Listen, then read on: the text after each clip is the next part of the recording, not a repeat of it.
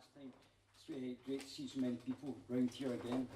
And just to Jim, I'm really sorry, we're all sorry about Margot. I mean, she was a fantastic lady, and I had the pleasure of actually being in the Scottish Parliament. She bought me dinner, and we had a few chats about politics and policy. So thanks very much. What to say? We're all here because of the guaranteed basic income. But when we look at the guaranteed basic income, where it's actually been tried out, it was soundly rejected by 85% in Switzerland. And I think we have to look at why it was rejected. Now, I think there's qualities about the actual guaranteed basic income, but I think we have to look at it to see if how we would actually get it to be a working proposal.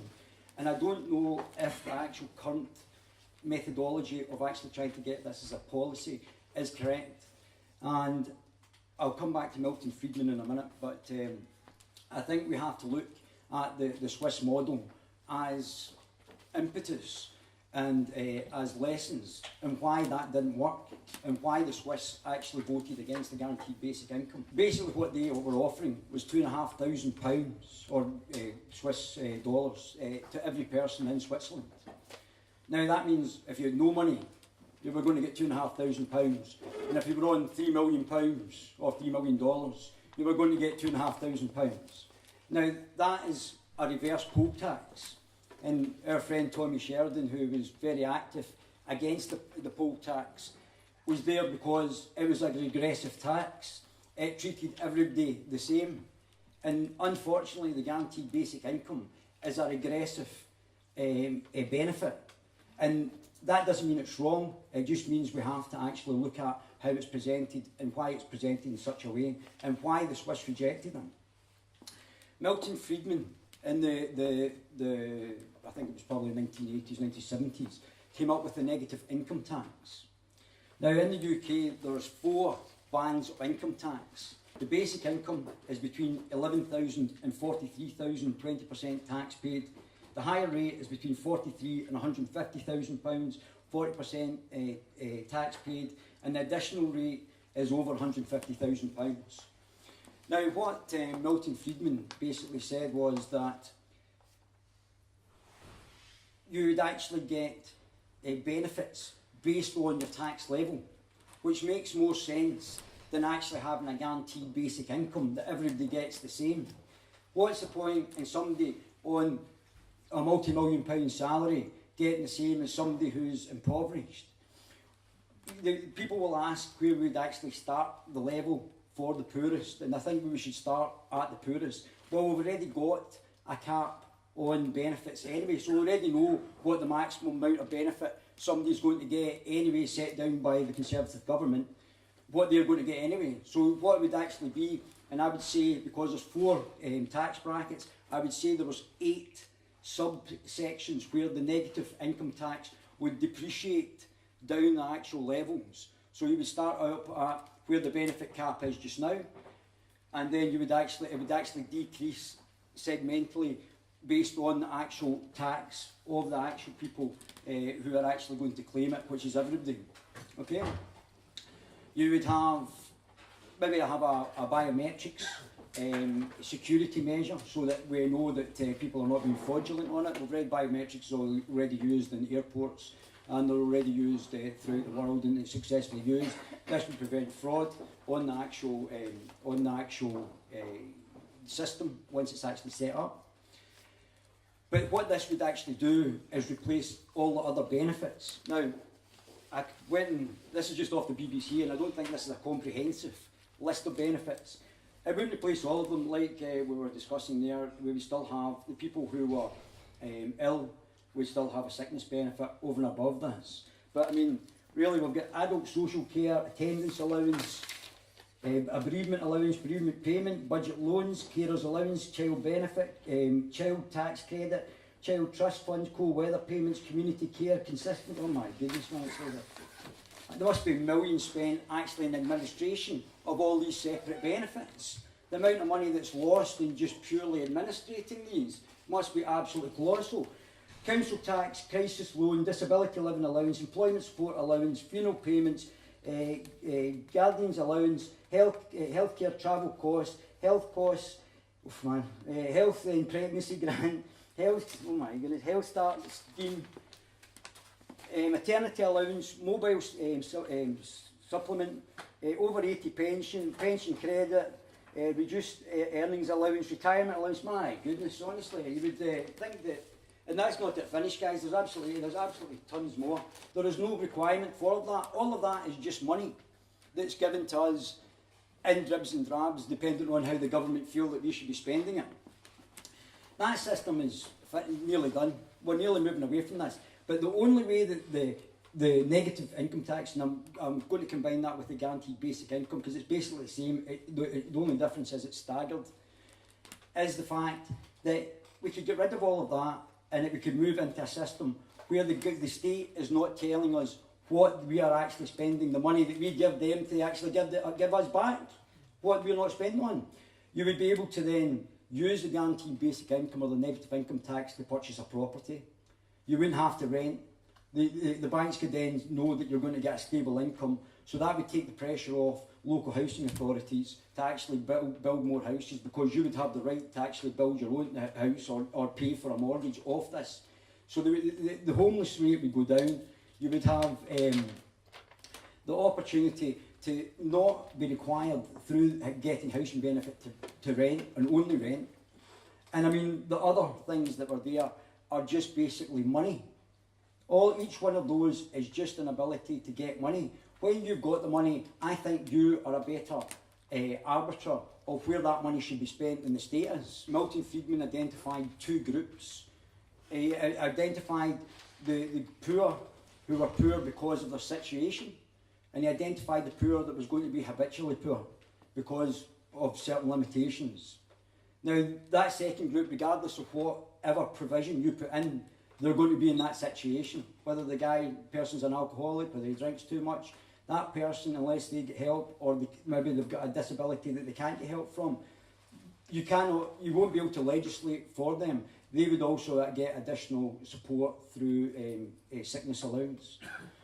But the ones that are poor because of their circumstance, because of the ability to use the money, I mean, they could set up their own businesses from their specific amounts of money that they were actually getting in, rather than actually getting a house even. So they would come off the actual the unemployment, or you would have a reduced burden on the taxpayer as the actual the increase in their wealth and the reduction that they would actually have on the state's allowances that they would actually get. So you would, in time, and what actually failed in Switzerland was the ability that the taxpayer was going to be burdened to a greater extent. With this system and with the negative income tax, the reduction, because it's a reducing benefit, and the richer you get, the more that you would actually get the less you would actually be a burden on the taxpayer, means that you would actually have an opportunity to bring the taxpayer on board, and they would be more likely to support a negative income tax rather than a guaranteed basic income.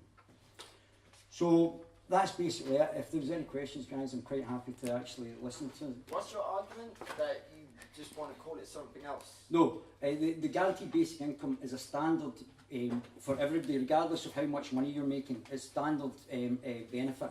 Okay, so say you get £1,000, everybody gets £1,000, regardless of how much money you're making. The negative income tax means that it's a staggered down the way, so the rich don't get as much as the poor would. So then it would be staggered in a way so that if, say for instance, £1,000 for the poorest in society, they wanted to actually then do a job, they would make money on top of that. That would put them potentially in a higher bracket. Their actual maybe lose £200, but they would still be making more than they would do if they were actually getting £1,000 on the lowest bracket. So it would be a staggered downward progression of benefit rather than a continual or a constant benefit for everybody. Okay. Right? I'm also a bit curious about the bank. You didn't call it a universal basic income. No, it's called a negative income tax. Milton Friedman, if you go onto YouTube, you'll see it in Milton Friedman. No, you were using a different term instead of universal basic income. Was it guaranteed basic income? Guaranteed basic, universal, yeah. Is there any particular reason you No. prefer that No. It was interesting you're saying, you know, is it, for me, radical credentials of citizens' basic income are not just economic but they're cultural as well, right? So it removes this competition, it sets us up for the business of citizenry, and that's really important, that discussion. So, you know, this, like, I know you're talking about sort of means testing it. Well, it's not really means tested, it'll be based on the already existing income tax plans. Yeah. So it's not really means tested, but, right. but are you telling me that well, somebody who's in a high salary should get something the same as the person in the low salary? Well, doesn't make sense. We can't, that's the point, we're trying to create a different conversation. So if we create a culture where everybody receives the same amount of money, and then it ends that element of competition. For me, universal basic income or citizens' basic income, I think that language is important. I prefer citizens' basic income because the emphasis is on being a citizen. For me, that language is radical and it should be neutralised. So the idea that it also can create class consciousness, I'm all about that, right? Class consciousness, or consciousness, and then like class consciousness. So instead it ends that competition where you have a... But I understand, see everything you're just saying, that, but it still does not take away from the fact that you're going to be paying a guy... It's a cultural shift in the way we well, let me put it this way, I understand what you said. I understand you... society as individuals, I understand. as citizens, as a collective. I understand. And that's important, that's symbolic, see, important. Okay, you finished? That get rejected in Switzerland. I think it would get rejected. Well, listen, I'll let you. I got rejected in Switzerland. 85% rejected it. So it's not going to. Well, that's interesting, but how is that in the context of here? I mean, it should be it's the same thing. It's the same. Well, Switzerland is not the same society as. No, it might not be the same, but are you going to have a referendum on it? How are you going to actually? No, not you personally. This is what this is. It's discussions, but the symbolic principle of it is still an important one because it creates a cultural shift and a change in thinking. Yeah. And that's important. Well, it's only important if it gets actually put through as legislation, and it might not get put through as legislation for principle. I understand the discussion about feasibility, not to adapt the ideas that everyone has here about how to change society for hopefully, I think, the better. Yeah. To be on a more sort of equal playing field. But it would be more equal though. Basic income is not to fit a model of what people think that we should do. The reason I think that I'm here is to have a discussion so that people can see that it's more feasible, not to say, oh, well, that's not going to pass. I think it can be done differently, but I think there's going to have to be a realism in what's actually going to happen. I think imagination. No, well, okay, well, so, okay, well, here's a practical thing. Are you going to give the same to a guy that's earning £3 million as you're going to do for somebody that's earning nothing? Yeah. Yeah. The thing is, hold on, one at a time. Yes, you give everybody the same, because it's a universal basic income, it's part of being part of society. Sure. And then you tax the rich more, and you can have it all combined as part of one system. Richard Murphy is busy work. I don't like his that much because his system gets a bit complicated because he taxes families more, and then you have to prove that you're living together and stuff like that. But the basic idea of combining a basic income that everybody gets with a progressive tax system answers the problem of giving it to the rich. The problem with persuading people, I think you've got to do a small scale experiment in a place and show how it can work.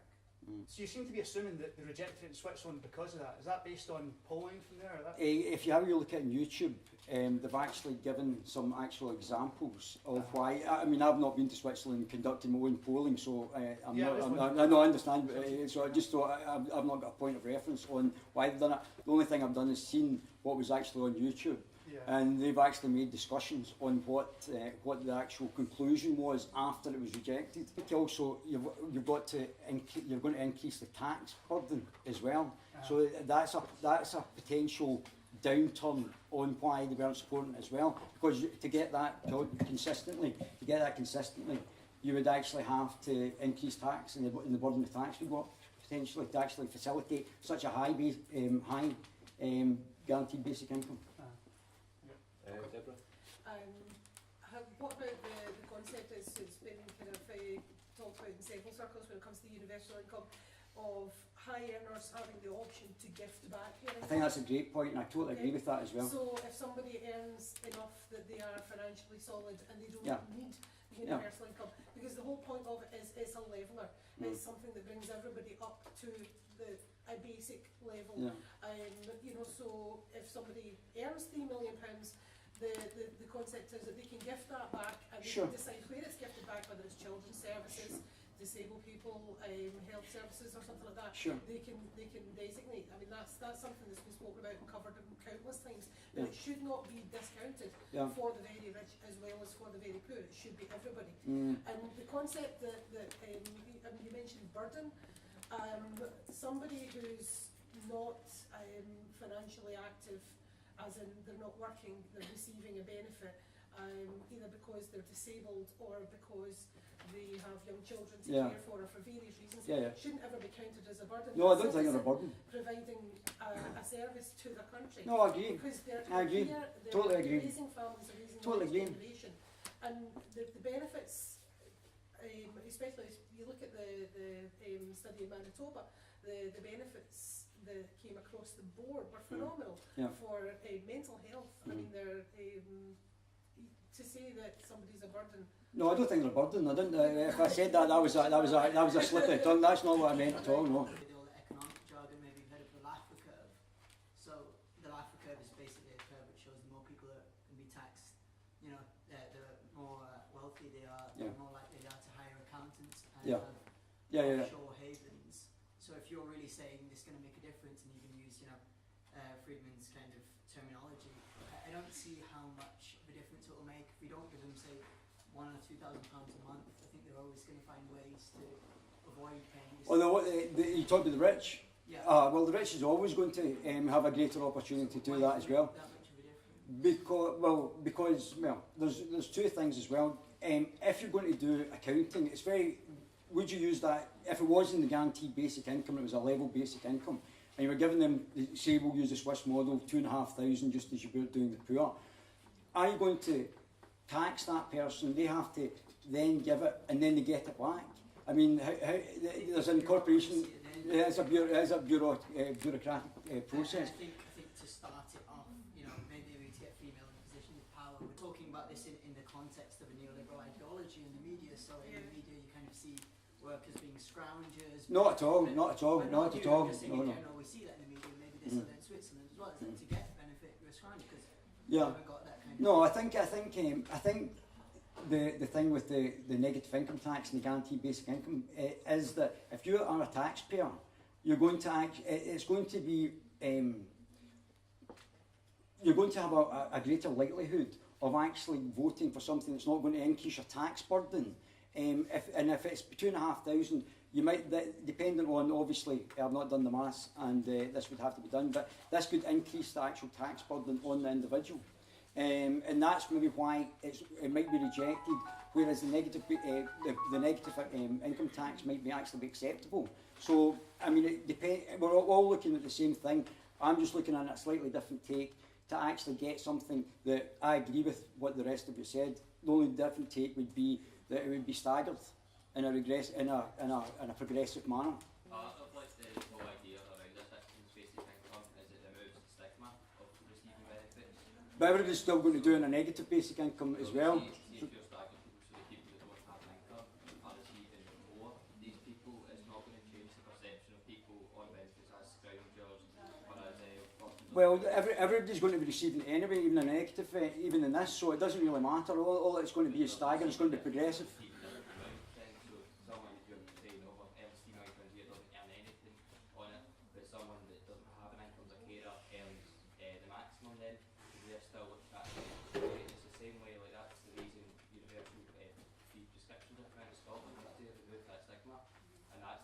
Well, as I said, the benefit. Okay, there's going to be a staggered benefit, but there's still going to be a benefit to everybody. So it's not going to be in a manner that nobody's going to get it. So somebody's going to be stigmatised. It's going to be an amount of money for everybody, and not just for the rich, or not just a universal benefit. So it'll be staggered, but everybody will get it. In this sense, how are you going to prevent people who might not have a job at the moment but would be able to take on a part-time job, for example, but that would not give them any sort of how would Would you getting people- paid for this part-time job? Yes. Right, okay. So it would increase their return. So they get the basic income and they would also get the salary from the part-time job. That then would actually progressively move them up the actual benefits change. So they would increase their salary and the actual reduction on the actual universal benefit would happen as well. So it would be staggered, but it would be deliberately staggered so that the more they're getting, they're still receiving the benefit, but it's just staggered. You know, I'm getting major problems with universal benefits. I think I understand the argument for the stigma, but it seems pointless somebody who's very rich getting the same as somebody that's very poor.